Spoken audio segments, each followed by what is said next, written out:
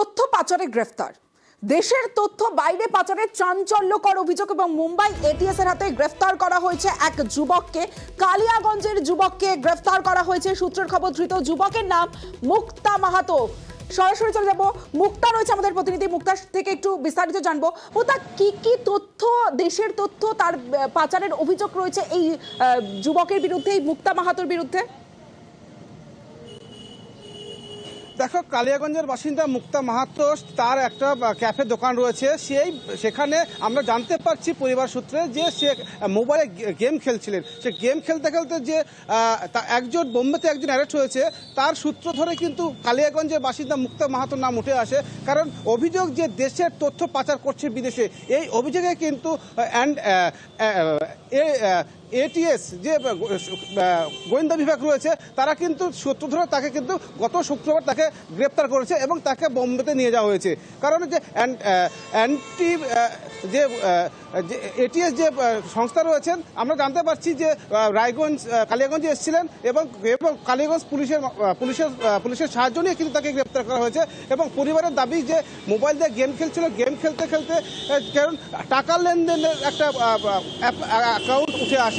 সেখানে যারা এটিএস যে গোয়েন্দা দপ্তর রয়েছে, সেখানে তার মাধ্যমে জানতে পারে যে টাকা লেনদেন হয়েছে বিদেশে তার অ্যাকাউন্ট থেকে। তখন তারা জিজ্ঞাসা করার জন্য কিন্তু বোম্বেতে নিয়ে যাওয়া হয়েছিল। কিন্তু এই ঘটনাকে কেন্দ্র করে উত্তর দিনাজপুরে একেবারে চাঞ্চল্য ছড়িয়ে পড়েছে। তবে এই যে মুক্তা মাহাতো কিন্তু একজন ক্যাফে চালায় এবং ইন্টারনেটের সাহায্যে বিভিন্ন যারা দোকানে আছে, বিভিন্ন কাগজপত্র তৈরি করা হয়, সেই কাজই উনি করতেন, পাশাপাশি মোবাইলে গেম খেলতেন।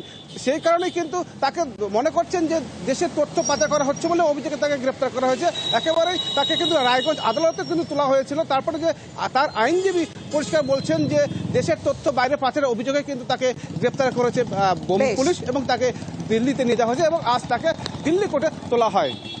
বেশ মুক্তা,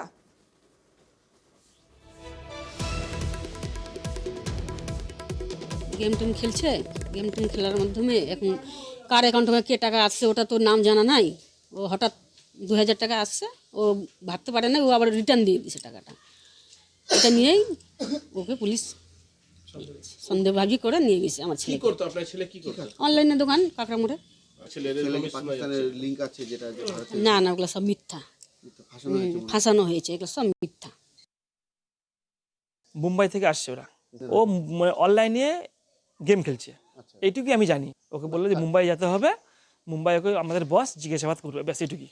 ভালো ছেলেটাকে বিনা কামে ছেলেটাকে একদম ফাঁসাই দিয়েছে ওরা। কারা ফাঁসালো?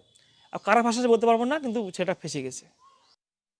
মুক্তা মাহাতো মুম্বাইয়ে বিভিন্ন ডকইয়ার্ডে বিভিন্ন জাহাজের আনাগোনা ফলো করতো এবং সেই তথ্যগুলো বাইরে পাচার করতো। এর বিরুদ্ধে এরকম একটা অভিযোগ এসছে।